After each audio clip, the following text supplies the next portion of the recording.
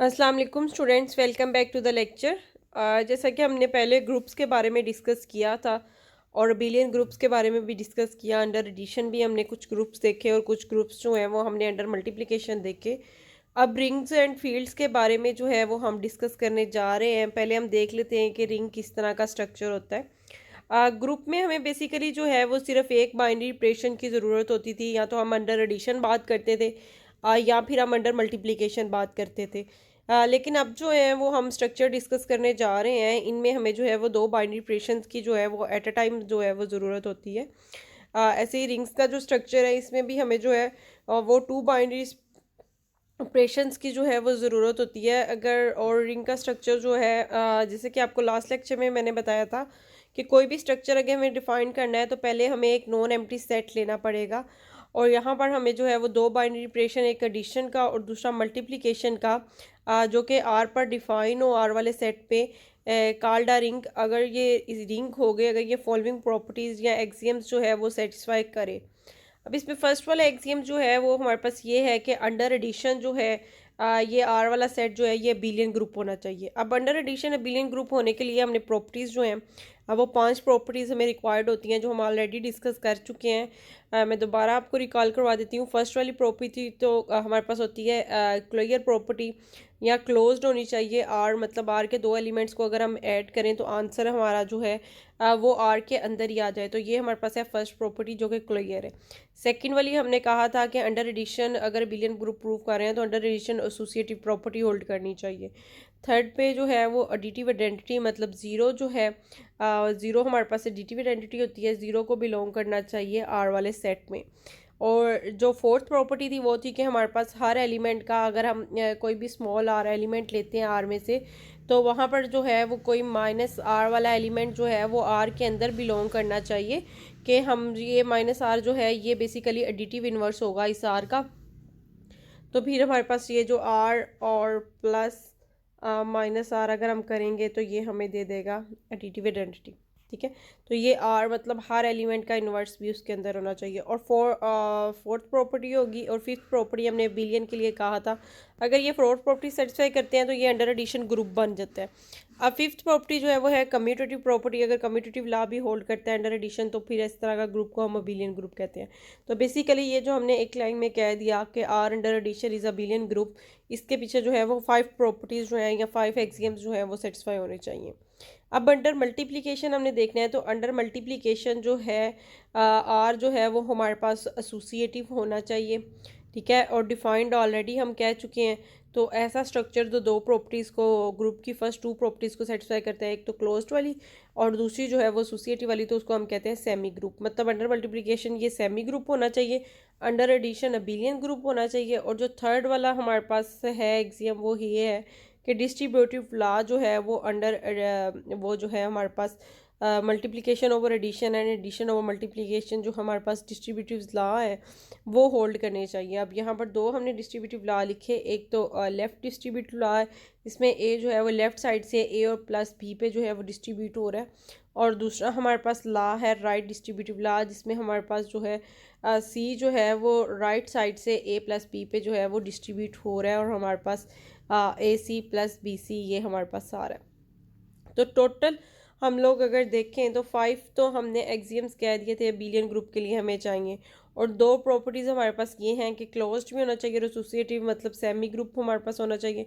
और फिर ये जो है वो डिस्ट्रीब्यूटिव लॉ हमारे पास आ गए, तो टोटल ये हमारे पास जो है वो प्रॉपर्टीज़ बन गई हैं। 8 प्रॉपर्टीज़ जो है वो अगर होल्ड करें, दोनों डिस्ट्रीब्यूटिव लॉ हमारे पास आ गए, तो ये हमारे पास टोटल जो है वो ऐसा स्ट्रक्चर जो इन 8 प्रॉपर्टीज़ को सेटिस्फाई कर रहा होगा उसको हम कहेंगे कि वो हमारे पास रिंग्स बना रहा है।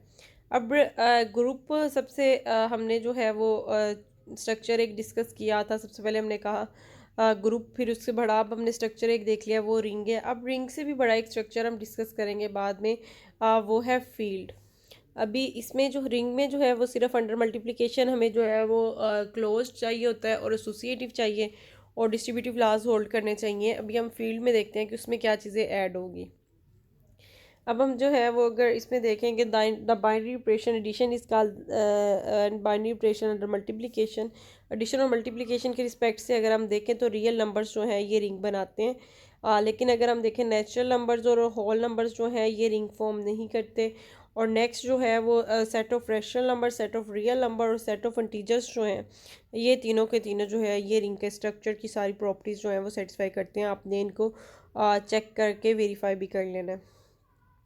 अब नेक्स्ट ये कुछ और एग्जांपल्स हम लोग देख लेते हैं। इंटीजर्स को हमने कह दिया, सेट ऑफ रैशनल नंबर्स को, सेट ऑफ रियल नंबर्स को और सेट ऑफ कॉम्प्लेक्स नंबर्स, ये हमने कहा कि सारे के सारे जो हैं वो रिंग बनाते हैं। और रिंग को हमने रिप्रेजेंट करने के लिए ये नोटेशन यूज़ कर रहे हैं। ये ऑर्डर पे की ट्रिपलेट बेसिकली हमने ले लिया है, जिसमें पहले हम सेट लिखते हैं, फिर एडिशन और फिर मल्टीप्लिकेशन, मतलब दोनों बाइनरी ऑपरेशन जो हैं ये वाला जो नोटेशन है ये हम रिंग के लिए जो है वो यूज़ कर रहे हैं।